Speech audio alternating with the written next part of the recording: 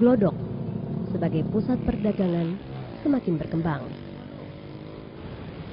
Di antara Glodok dan Pekojan juga berkembang pasar pagi yang didominasi keturunan Tionghoa.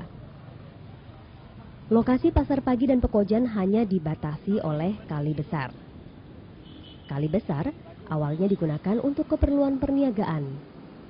Melalui kali inilah jarak antara pasar pagi ke pelabuhan Sunda Kelapa hanya sekitar 1 kilometer. Sehingga tak heran, di lingkungan pasar pagi banyak terlihat bangunan pergudangan dan pertokoan. Karena letaknya yang strategis, pasar pagi mampu bertahan dari segala krisis yang melanda. Sejarah panjang, pahit, dan manis etnis Tionghoa terukir di pasar ini.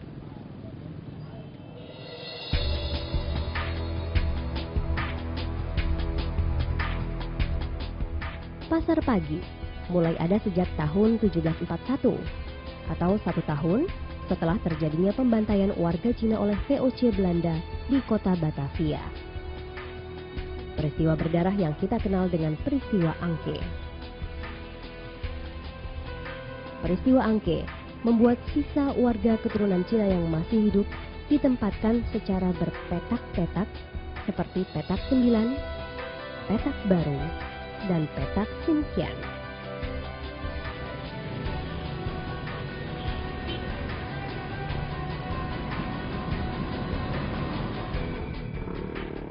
Guna memenuhi kebutuhan pokok, muncullah pasar darurat bernama Pasar Pagi, yang awalnya hanya buka dari jam 3 sampai jam 7 pagi.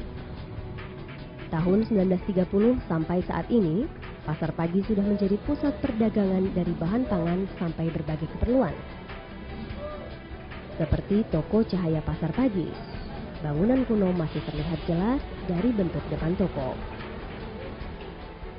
Ini udah lama, 50 tahun lebih. 50 tahun lebih bangunannya? Ya. Nah, waktu dulu seperti apa, Pak?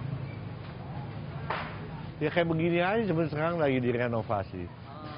Ya.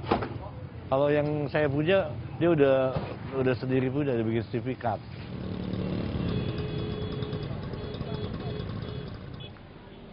Banyaknya keturunan Tionghoa yang berdagang di pasar pagi membuat bertambahnya kebutuhan akan rumah tinggal yang dekat dengan lokasi pasar.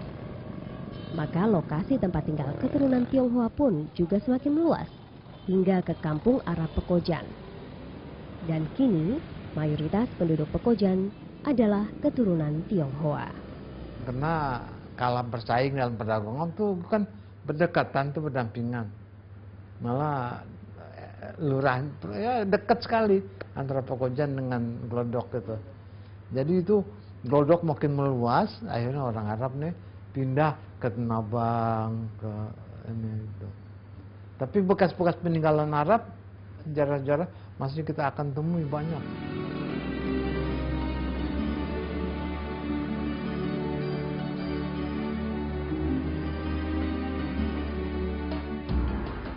Waktu terus bergulir. Kampung Pekojan pun semakin ditinggalkan oleh penduduk aslinya. Namun, sulit untuk mengubah lidah warga Jakarta yang sudah puluhan tahun terbiasa menyebut Kampung Tua Pekojan sebagai Kampung Arab.